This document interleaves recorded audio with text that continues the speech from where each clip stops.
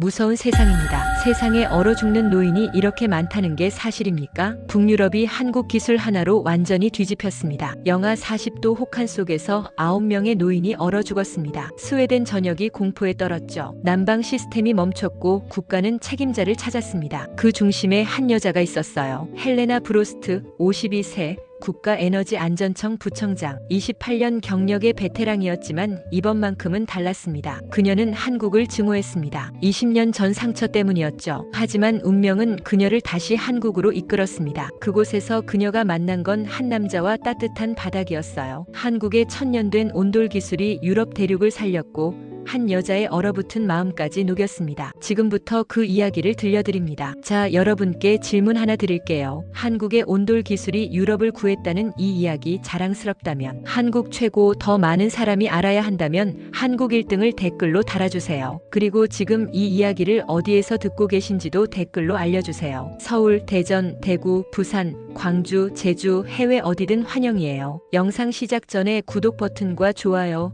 버튼을 꾹 눌러주시면 더 많은 감동 이야기를 만드는데 큰 힘이 됩니다. 지금 바로 눌러주세요. 저는 헬레나 브로스트입니다. 52살이고요. 스웨덴 국가에너지안전청 부청장을 맡고 있습니다. 28년을 이 자리에서 일했어요. 난방정책, 에너지 효율, 국민안전, 제 손을 거쳐간 보고서만 수천 건이 넘습니다. 그런데 그해 겨울, 저는 처음으로 제 일이 무섭다는 걸 느꼈습니다. 2월 초였습니다. 스웨덴 북부 지역에 한파가 시작됐어요. 기상청은 영하 35도까지 내려갈 거라 예보했죠. 우리는 매년 겨울을 맞이합니다. 추위는 익숙해요. 하지만 그 해는 달랐습니다. 한파가 2주일 넘게 이어졌거든요. 대류식 난방 시스템은 노후화된 건물에서 제 역할을 하지 못했습니다. 공기만 데우는 방식은 실내 온도를 일정하게 유지하지 못했어요. 특히 노인 요양시설에서 문제가 심각했습니다. 2월 열흘밤 긴급 전화가 왔습니다. 북부의 한 요양원에서 난방이 멈췄다는 내용이었어요. 구급대가 출동했지만 이미 늦었습니다. 노인 3분이 저체온증으로 사망했습니다. 그 다음날 또 다른 지역에서 4명이 더 돌아가셨어요. 그리고 이틀 뒤 2명이 더 추가됐습니다. 총 9명이었습니다. 9명의 목숨이 추위 때문에 끊겼어요. 국회가 발칵 뒤집혔습니다. 야당은 즉각 청문회를 요구했어요. 이건 재난이 아니라 살인이다라는 구호가 의사당 앞에서 울려 퍼졌습니다. 언론도 가만히 있지 않았죠. 메이저 일간지 일면에 제 사진이 실렸어요. 제목은 이랬습니다. 책임자는 누구인가? 저는 그날 아침 신문을 펼치고 숨이 막혔습니다. 제 얼굴 아래 작게 박혀있던 문구가 보였거든요. 에너지청 부청장 헬레나 브로스트, 28년 재임. 청문회가 열렸습니다. 의원들이 저를 불렀어요. 국회 청사 2층 회의실이었습니다. 50명이 넘는 의원들이 앉아 있었죠. 카메라가 7대였습니다. 제 앞에는 마이크 하나뿐이었어요. 질문이 쏟아졌습니다. 왜 사전 대비를 하지 않았습니까? 예산은 어디에 썼습니까? 이게 부청장님의 책임 아닙니까? 저는 답변했습니다. 예산 삭감 경과, 기술 한계, 노후 설비 문제를 설명했어요. 하지만 아무도 듣지 않았습니다. 그들은 책임자를 원했을 뿐이었거든요. 회의가 끝나고 복도로 나왔습니다. 다리가 후들거렸어요. 벽에 기대섰습니다. 그때 젊은 직원 한 명이 다가왔습니다. 아니타라는 이름의 20대 분석가였어요. 그녀가 조심스럽게 말했습니다. 부청장님, 한국의 바닥 난방 기술이 혹한 지역에서 성과가 좋다는 보고가 있습니다. 저는 고개를 들었습니다. 뭐라고요? 아니타가 태블릿을 보여줬어요. 거기에는 서울의 한 연구소 보고서가 떠 있었습니다. 온돌이라는 단어가 보였죠. 저는 손을 저었습니다. 아시아 기술은 쓸 수 없어요. 아니타가 물었습니다. 왜 안 되는데요? 저는 대답하지 않았습니다. 사실 말할 수 없었거든요. 20대 후반 저는 한국에 있었습니다. 교환연구원으로 6개월 머물렀어요. 그때 한 남자를 만났습니다. 그는 엔지니어였고 저는 그를 믿었죠. 하지만 그는 제게 거짓말을 했고 저는 그 나라를 떠났습니다. 그 이후로 한국과 관련된 모든 것을 멀리했어요. 아니타는 더 묻지 않았습니다. 저는 복도를 걸어 나갔습니다. 그날 저녁 집으로 돌아왔습니다. 빈집이었어요. 이혼한 지 3년이 지났습니다. 전 남편은 정치인이었고 저는 공무원이었죠. 우리는 서로를 존중했지만 서로를 사랑하지 않았습니다. 헤어지는 건 예정된 수순이었어요. 하지만 외로움은 예상하지 못했습니다. 소파에 앉아 TV를 켰어요. 뉴스가 나왔습니다. 앵커가 말했습니다. 에너지청 부청장 브로스트, 과연 책임을 질 것인가? 화면에 제 얼굴이 클로즈업 됐습니다. 저는 리모컨을 던졌습니다. 화면이 꺼지지 않았어요. 한밤중에 전화벨이 울렸습니다. 청장이었습니다. 그의 목소리는 차가웠어요. 헬레나, 내일 긴급 회의가 있네. 자네 입장 정리해. 저는 알았습니다. 제가 희생양이 될 거라는 걸요. 전화를 끊고 창밖을 봤습니다. 눈이 내리고 있었어요. 하얀 눈송이들이 거리를 덮었습니다. 아름다웠습니다. 하지만 저는 그 눈이 무섭게 느껴졌어요. 저 눈 아래 누군가 또 얼어 죽을 수도 있다는 생각이 들었거든요. 잠을 이루지 못했습니다. 새벽 4시에 일어나 커피를 끓였어요. 책상 앞에 앉았습니다. 컴퓨터를 켰죠. 메일함을 열었습니다. 그리고 아니타가 보낸 보고서를 찾았어요. 한국온돌연구소라는 제목이 붙어 있었습니다. 저는 마우스를 올렸습니다. 클릭하지 않았어요. 20년 전의 기억이 떠올랐습니다. 서울의 그 좁은 연구실, 거짓말을 한 남자의 얼굴. 저는 화면을 껐습니다. 하지만 마음 한편에서 목소리가 들렸습니다. 내가 바꾸지 않으면 누군가 또 죽는다. 떨렸습니다. 손이 떨렸고 숨이 떨렸어요. 책임자라는 자리는 늘 차갑습니다. 칭찬보다 비난이 많고 성과보다 실패가 크게 보이죠. 하지만 이번엔 평소와 달랐습니다. 이건 제 커리어의 문제가 아니었어요. 생명의 문제였습니다. 저는 다시 컴퓨터를 켰습니다. 그리고 보고서를 열었습니다. 다음 날 아침 긴급 회의가 열렸습니다. 청장과 국장 3명이 참석했어요. 분위기는 무거웠습니다. 청장이 말했습니다. 헬레나, 언론 대응 방안을 준비했나? 저는 고개를 끄덕였습니다. 하지만 입을 열었을 때 나온 말은 달랐어요. 저는 사임하지 않겠습니다. 회의실이 조용해졌습니다. 대신 새로운 기술 도입을 검토하겠습니다. 국장 한 명이 웃었습니다. 지금 무슨 소리를 하는 거요? 저는 답했습니다. 한국의 바닥 난방 기술입니다. 그날 밤 또 한 곳의 요양원에서 긴급 보고가 왔습니다. 난방이 멈췄다는 내용이었어요. 저는 코트를 입고 차에 올랐습니다. 눈보라가 몰아쳤습니다. 와이퍼가 미친 듯이 움직였지만 앞이 잘 보이지 않았어요. 40분을 달려 현장에 도착했습니다. 구급차가 대기 중이었습니다. 요양원 안으로 들어갔어요. 노인들이 담요를 뒤집어 쓰고 있었습니다. 실내 온도는 8도였어요. 한 할머니가 제 손을 잡았습니다. 추워요. 그녀의 손은 얼음처럼 차가웠습니다. 저는 밖으로 나왔습니다. 눈 속에 섰어요. 하늘을 올려다봤습니다. 별이 보이지 않았습니다. 구름만 가득했죠. 저는 결심했습니다. 이대로는 끝이라고요. 누군가는 이 상황을 바꿔야 한다고요. 그게 제가 아니면 안 된다고요. 차에 올라 핸드폰을 꺼냈습니다. 아니타에게 문자를 보냈어요. 한국연구소 연락처 보내줘. 답장은 3분 만에 왔습니다. 저는 그 번호를 바라봤습니다. 20년 만에 다시 한국과 연결되는 순간이었습니다. 두려웠어요. 하지만 더 두려운 건 아무것도 하지 않는 것이었습니다. 저는 번호를 눌렀습니다. 신호음이 울렸습니다. 3번째 신호음 끝에 누군가 전화를 받았어요. 남자의 목소리였습니다. 여보세요. 온돌 구조기술 연구소입니다. 저는 숨을 들이마셨습니다. 그리고 말했습니다. 스웨덴 국가에너지안전청 부청장 헬레나 브로스트입니다. 당신들의 기술에 대해 듣고 싶습니다. 일주일 뒤였습니다. 국제 난방 기술 온라인 브리핑이 열렸어요. 유럽 각국의 에너지 담당자들이 참석했습니다. 독일, 프랑스, 노르웨이, 덴마크 각국의 전문가들이 화면에 나타났죠. 저도 컴퓨터 앞에 앉았습니다. 긴장됐어요. 솔직히 한국 기술에 대해 듣고 싶지 않았습니다. 하지만 선택의 여지가 없었어요. 정시에 회의가 시작됐습니다. 먼저 독일 팀이 발표했어요. 신형 대류식 난방 시스템이었습니다. 데이터는 괜찮았지만 혁신적이지 않았죠. 프랑스 팀도 비슷했습니다. 그때 한국 팀이 접속했습니다. 화면에 남자 한 명이 나타났어요. 40대 후반으로 보였습니다. 단정한 정장 차림이었죠. 안녕하세요. 온돌 구조기술 연구소 박준호입니다. 그의 목소리는 차분했습니다. 하지만 자신감이 묻어났어요. 발표가 시작됐습니다. 바닥 난방은 공기 순환식보다 에너지 효율이 40% 이상 높습니다. 실내 온도 편차도 2도 이내로 유지됩니다. 저는 즉시 반박했어요. 박 연구원님, 그 데이터는 실험실 환경에서 나온 것 아닙니까? 한국식 온돌은 현대 기후 조건에 맞지 않습니다. 준호가 저를 바라봤습니다. 화면 너머였지만 그의 눈빛이 느껴졌어요. 부청장님, 직접 체험해 보셨습니까? 회의장이 정적에 잠겼습니다. 저는 할 말을 잃었어요. 그가 다시 말했습니다. 이론과 실제는 다릅니다. 체감하지 않고서는 이해하기 어려울 겁니다. 준호가 영상 하나를 재생했습니다. 서울의 한옥 실험주택이 나왔어요. 전통 건물이었지만 현대적으로 개량된 모습이었습니다. 겨울이었습니다. 창밖으로 눈이 보였죠. 하지만 실내 온도는 22도로 일정하게 유지됐어요. 화면 한쪽에 실시간 데이터가 떠올랐습니다. 전력 소모량, 온도 변화, 습도 조절, 모든 게 정밀하게 기록되고 있었습니다. 이 데이터는 3년간 축적된 실측치입니다. 준호가 설명했어요. 겨울철 영하 15도 환경에서도 안정적으로 작동했습니다. 전력 소모는 기존 대비 35% 절감됐죠. 참석자들이 감탄했습니다. 독일 대표가 질문했어요. 이 데이터는 독립기관에서 검증된 겁니까? 준호가 고개를 끄덕였습니다. 한국표준과학연구원과 에너지공단이 공동 검증했습니다. 저는 불편했습니다. 그의 태도가 너무 자신만만했거든요. 하지만 동시에 묘하게 신경 쓰였어요. 이혼 후 누군가에게 이런 감정을 느끼는 건 오랜만이었습니다. 아니, 정확히는 누군가의 목소리에 귀 기울이게 된 게 오랜만이었죠. 회의가 이어졌습니다. 노르웨이 대표가 물었어요. 시공 기간은 얼마나 걸립니까?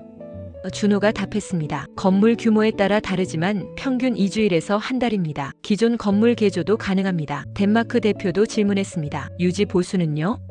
준호가 미소 지었어요. 1년에 한 번 정기 점검이면 충분합니다. 구조가 단순해서 고장이 거의 없습니다. 회의가 끝날 무렵이었습니다. 준호가 조용히 말했습니다. 부청장님 직접 보세요. 말보다 바닥이 더 많은 걸 알려줍니다. 저는 침묵했습니다. 뭐라 답해야 할지 몰랐어요. 그의 말이 도전처럼 느껴졌지만 동시에 초대처럼도 들렸습니다. 회의가 끝나고 화면을 껐습니다. 하지만 그의 말이 머릿속에 맴돌았어요. 직접 보라고요. 저는 창밖을 봤습니다. 눈이 또 내리고 있었어요.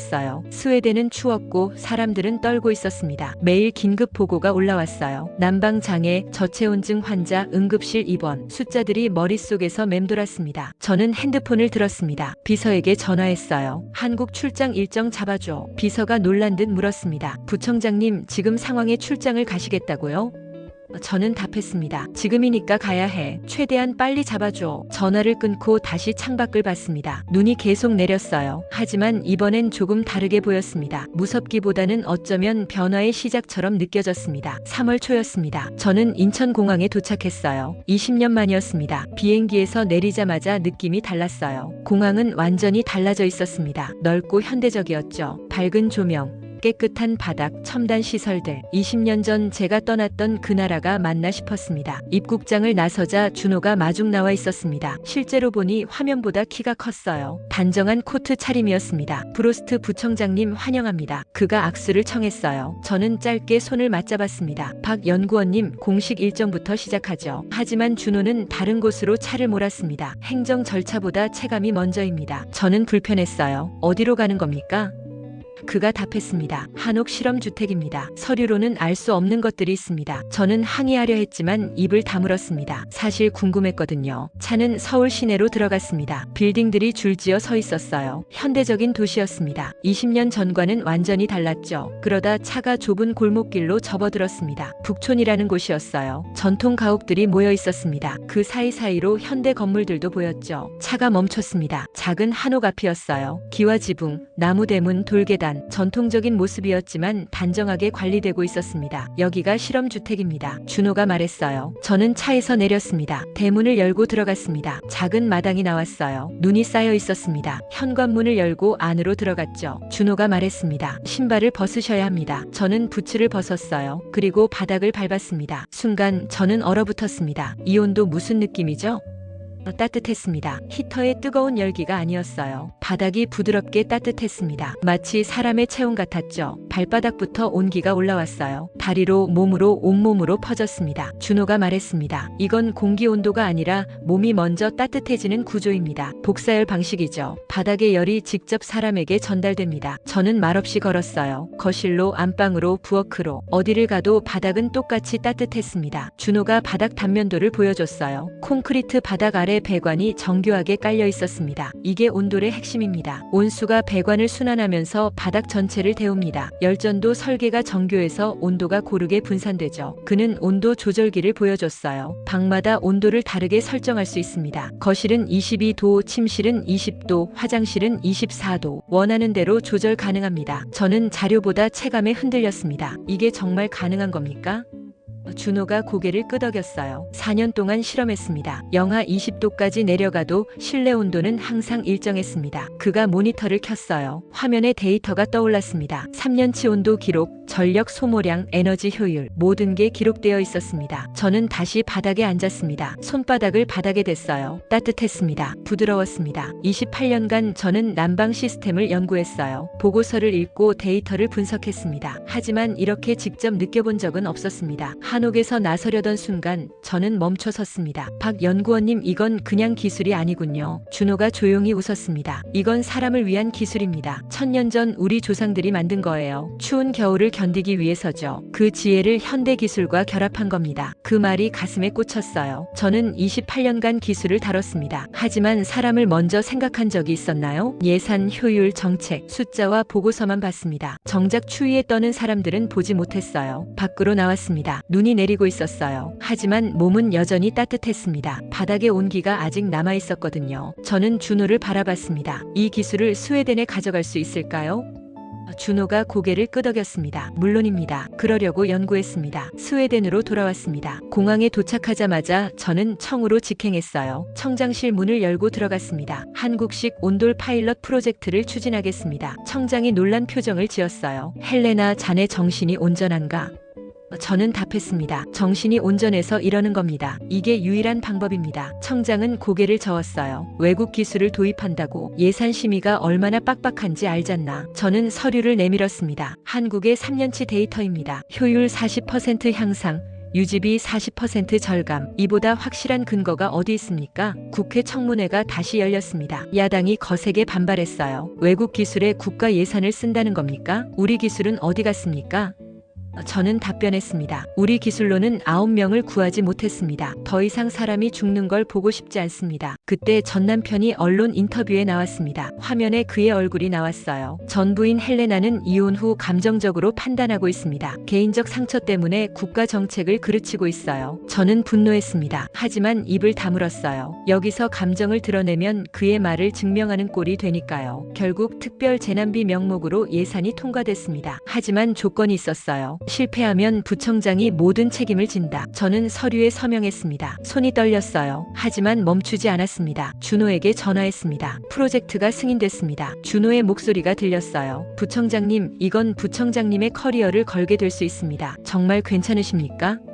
저는 답했어요. 누군가 해야 할 일이라면 내가 하겠어요. 이미 9명이 죽었습니다. 더 이상은 안 돼요. 4월 말이었습니다. 한국 기술팀이 스웨덴에 도착했어요. 준호를 포함해 5명이었습니다. 저는 공항에서 그들을 맞이했어요. 준호가 인사했습니다. 부청장님, 기대에 부응하겠습니다. 저는 고개를 끄덕였어요. 시공이 시작됐습니다. 장소는 북부의 한 요양원이었어요. 2층 전체를 온돌로 개조하기로 했습니다. 한국팀은 즉시 작업에 들어갔어요. 영하 20도 날씨였습니다.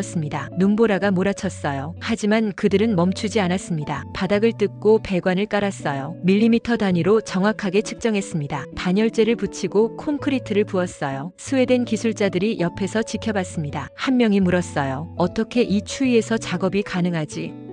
준호가 웃으며 답했습니다. 우리는 추위에 익숙합니다. 한국 겨울도 춥거든요. 2주일이 지났습니다. 작업이 끝났어요. 준호가 전화했습니다. 테스트 준비 완료했습니다. 저는 즉시 현장으로 향했어요. 요양원 2층에 올라갔습니다. 바닥이 새로 깔려 있었어요. 준호가 스위치를 켰습니다. 24시간 후에 확인하시면 됩니다. 그날 밤 지역 신문에 기사가 났습니다. 한국 기술, 외국에 휘둘리는 국가. 비난이 쏟아졌어요. 청 내부에서도 반발이 있었습니다. 한 국장이 말했어요. 부청장, 이거 실패하면 당신만 끝나는 게 아니야. 저는 알고 있었습니다. 그날 밤 준호가 조용히 말했습니다. 당신 혼자 아닙니다. 저는 부청장님 편입니다. 그 말에 눈물이 났어요. 오랜만에 누군가 제 편이라는 말을 들었거든요. 이혼 후 3년간 저는 혼자였습니다. 누구도 제 편이 아니었어요. 하지만 이 남자는 달랐습니다. 5월 말이었습니다. 기상청이 긴급 경보를 발령했어요. 20년 만에 최악 한파가 옵니다. 영하 40도까지 내려갈 예정입니다. 정부가 즉시 전화했습니다.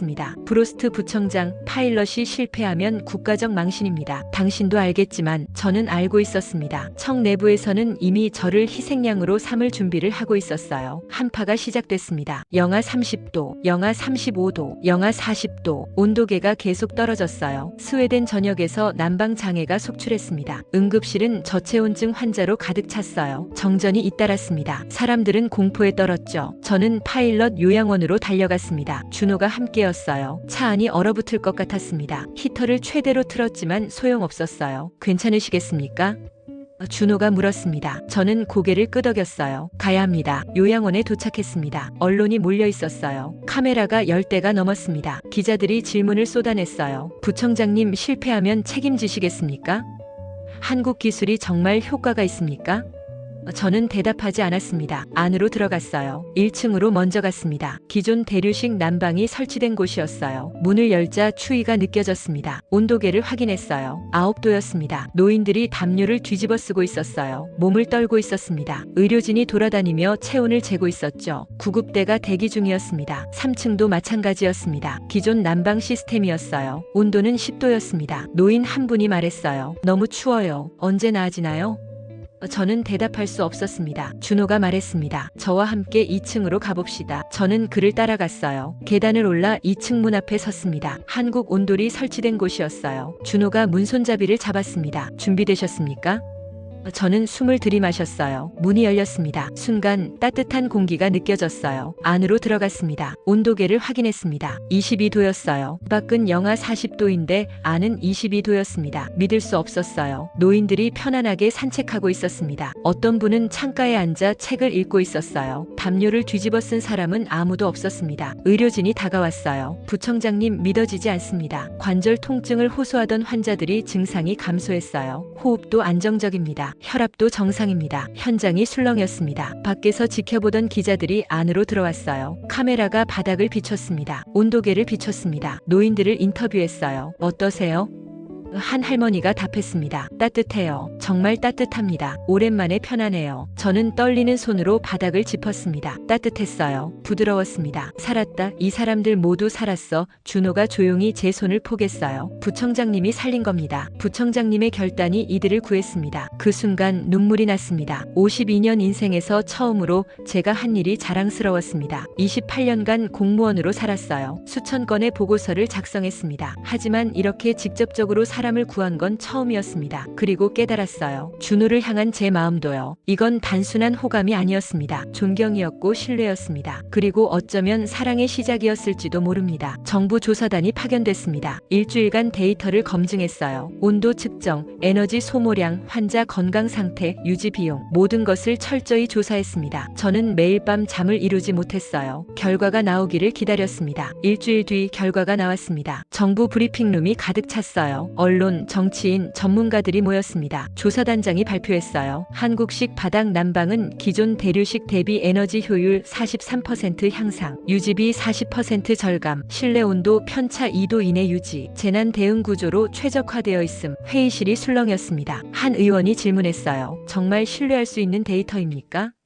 조사단장이 답했습니다. 독립기관 3곳에서 교차 검증했습니다. 결과는 동일합니다. 국회는 기술 도입을 승인했습니다. 하지만 일부 정치인들이 저를 공격했어요. 야당 대표가 기자회견을 열었습니다. 프로스트 부청장과 한국 측의 관계가 의심스럽습니다. 혹시 밀월 관계 아닙니까? 언론이 또 떠들기 시작했어요. 제 사생활을 파헤쳤습니다. 이혼 경력, 한국 체류 이력, 준호와의 관계. 저는 지쳤어요. 성공했는데도 공격받았습니다. 사람을 구했는데도 의심받았어요. 그날 밤 저는 청사 밖으로 나왔습니다. 눈이 내리고 있었어요. 준호가 기다리고 있었습니다. 같이 걸을까요? 우리는 말없이 거리를 걸었습니다. 눈이 우리를 덮었어요. 한참을 걷다가 제가 먼저 입을 열었습니다. 준호 씨 혼자 사는 동안 잃어버렸던 감정이 다시 느껴집니다. 준호가 멈춰섰어요. 저를 바라봤습니다. 나도 그렇습니다. 준호가 말했어요. 이혼 이후 일에만 매달렸습니다. 사람을 만나지 않았어요. 감정을 느끼지 않으려 했습니다. 그런데 헬레나 부청장님을 만나고 달라졌습니다. 이렇게 누군가와 편해진 건 처음입니다. 우리는 서로를 바라봤습니다. 눈송이가 우리 사이를 지나갔어요. 말이 필요 없었습니다. 감정은 이미 서로에게 닿아 있었으니까요. 며칠 뒤 유럽 각국에서 연락이 왔습니다. 노르웨이가 먼저였어요. 스웨덴의 온돌 시스템을 도입하고 싶습니다. 핀란드도 연락했습니다. 한국 기술팀과 협력할 수 있을까요?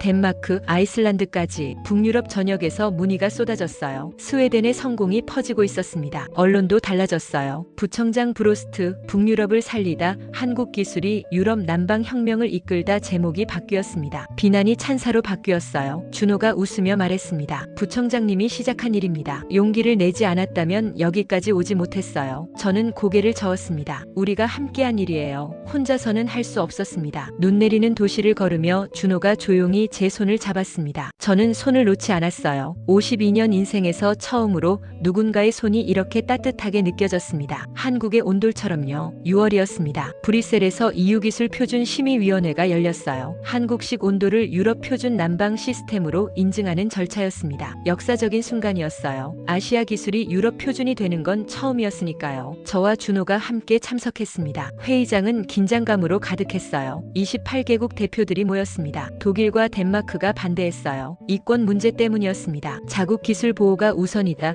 외국 기술 의존은 위험하다. 회의가 길어졌습니다. 그때 전 남편이 또 언론에 나왔습니다. 스웨덴 방송이었어요. 전 부인 헬레나는 한국 남성과 개인적 관계 때문에 감정적으로 움직이고 있습니다. 이건 국가 이익이 아니라 개인 감정입니다. 저는 화가 났습니다. 3년 전에 이혼했는데 아직도 저를 괴롭혔어요. 준호가 조용히 말했습니다. 남들이 뭐라 해도 상관없습니다. 당신은 이미 한파 속에서 수백 명의 생명을 구했어요. 그게 진실입니다. 그 말이 위로가 됐어요. 수십 년간 들어보지 못한 인정이었습니다. 전 남편은 한 번도 저를 인정하지 않았거든요. 회의가 이어졌습니다. 프랑스 대표가 질문했어요. 한국 기술의 장기 신뢰성은 어떻습니까?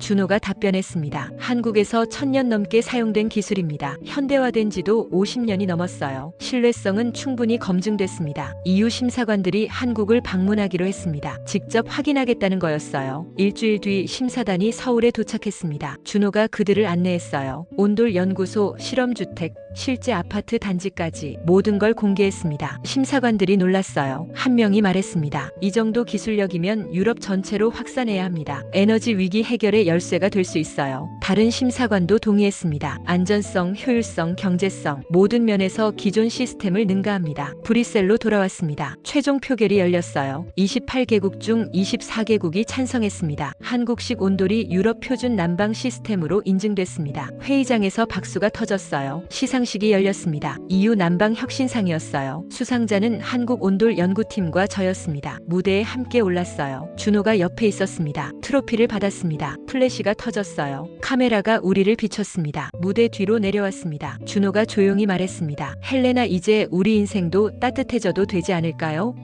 저는 그를 바라봤어요. 그의 눈빛이 진지했습니다. 저는 고개를 끄덕였습니다. 네, 이제는 괜찮을 것 같아요. 7월이었습니다. 스웨덴 국립온돌연구센터가 개소됐어요. 스톡홀름 외곽에 지어진 현대적인 건물이었습니다. 저와 준호가 공동센터장이 됐어요. 우리는 함께 일하기로 했습니다. 한국과 스웨덴의 기술 협력, 북유럽 전역으로 온돌을 확산시키는 일이었죠. 우리 관계가 공식적으로 알려지면서 언론이 관심을 보였습니다. 하지만 이번엔 달랐어요. 비난이 아니라 응원이었습니다. 국경을 넘은 사랑, 기술과 마음을 함께 나눈 두 사람. 긍정적인 반응이 많았어요. 센터 개소식 날이었습니다. 북유럽 각국 대표들이 참석했어요. 언론도 몰려왔습니다. 준호가 발표했습니다. 현재 북유럽 전역에서 온돌 설치 건물이 700곳을 넘어섰습니다. 겨울철 한파 관련 사망자가 절반 이하로 줄었어요. 에너지 소비도 평균 38% 감소했습니다. 기자들이 질문을 쏟아냈어요. 한국 기술이 유럽을 어떻게 바꿨다고 보십니까?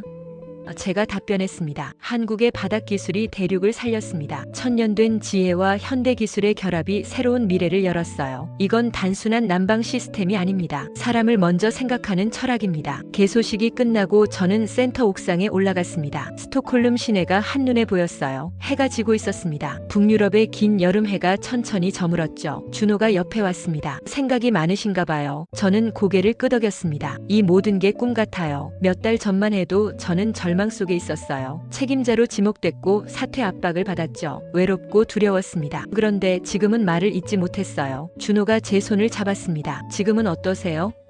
저는 그를 바라봤어요. 행복합니다. 처음으로 제가 한 일이 자랑스럽고요. 그리고 누군가 제 옆에 있다는 게 감사해요. 그날 밤 첫눈이 내렸습니다. 7월인데 눈이라니. 북유럽의 기후는 예측 불가능했어요. 눈송이가 우리를 덮었습니다. 하지만 춥지 않았어요. 준호 씨, 제가 조용히 말했습니다. 나 이제는 추운 곳에서 혼자 살고 싶지 않아요. 준호가 저를 안았습니다. 그럼 제 옆에서 사세요. 이 바닥처럼 늘 따뜻하게 해드릴게요. 평생 헬레나를 지켜드리겠습니다. 그의 목소리가 따뜻했어요. 그의 체온이 느껴졌습니다. 저는 눈을 감았어요. 52년 인생에서 처음으로 완전히 안전하다고 느꼈습니다. 온돌이 내 인생을 바꿨어요. 차가운 겨울을 따뜻하게 만들었죠. 그리고 준호 씨도 마찬가지예요. 얼어붙었던 제 마음을 녹여줬습니다. 제가 속삭였습니다. 준호가 제 얼굴을 들어올렸어요. 이 따뜻함 이제 평생 지켜드릴게요. 혼자가 아니라 둘이서요. 우리는 눈 속에서 입을 맞췄습니다. 스톡홀름 하늘에서 눈이 계속 내렸어요. 하지만 이제 그 눈은 두렵지 않았습니다. 따뜻한 바닥이 있었고 따뜻한 사람이 있었으니까요. 한국의 천년된 지혜가 북유럽을 구했고